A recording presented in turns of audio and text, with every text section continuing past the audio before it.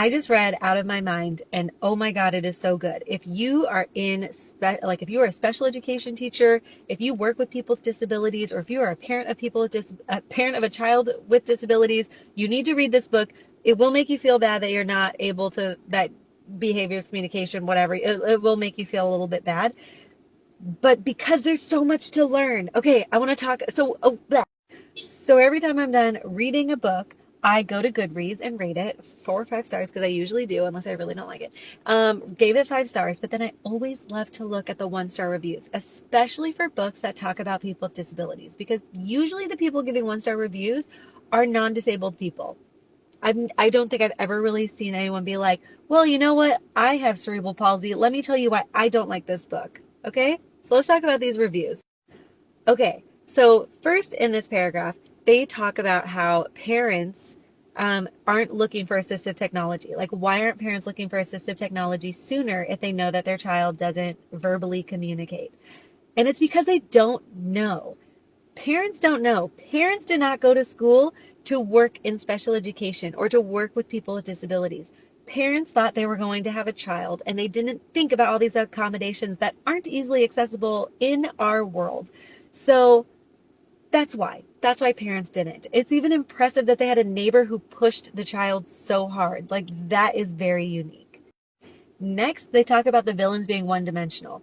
It is through the child's perspective, and what we're seeing is that the psychologist who tested her and said that she was basically like had no brain power at all. I mean, it just goes to show that like that was her experience. Her experience was meeting somebody who talked to her like she was a baby, talked to her like she didn't know anything when she was 12 years old or 11 years old, and then talked to the parent like she wasn't even there, saying that she was the R word. Maybe he didn't say the R word, but still, it was like really rude. So, yeah, that's her perspective. Duh. I do have to say this comment was really good, because she said that she went to a school with a child with cerebral palsy, and they were included.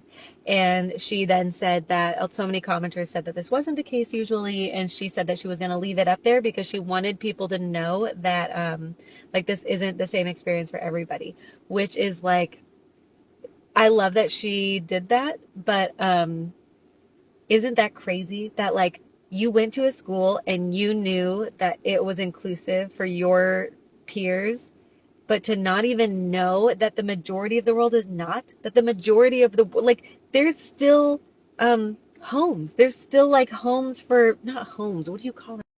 Institutions. There are still people with disabilities in institutions because now they have nowhere else to go, because doctors told parents that that's where they should go. Again, another commenter, this is a different one, who again was like, how did nobody think to give her a computer? Like, people don't think about that. We heard the family. They're struggling. They both the parents had to work. They accidentally got pregnant again. They had no idea what cerebral palsy was. Their neighbor was the one that was like helping them through it. Like, it just blows my mind that so many people were like, yeah, why didn't they just think of that? Like, dude, you get a child with a disability, you have no idea. You are like trying to help when you have a whole world who's like, everything's going to cost money. Your child's not going to be able to do anything. Like, ableism, bro. Last comment I'm going to talk about, because this video is already too long. I just can't believe, like, when people say they know one person with cerebral palsy and they want to like something because it's also representing cerebral palsy, like, that's just not how that works. Like, if someone came over and was like, oh, I met a blonde person who lives in Washington, so I must know every blonde person in Washington. Like, no, that's not how that works. Like, just because someone has a disability, it doesn't mean that all people diagnosed with cerebral palsy are going to have the same experience as Melody in this book. Like, it's her story. She just also has cerebral palsy. Oh my God. I'm done. I'm done. I don't know why I'm so mad. I didn't mean to be mad. This just happened.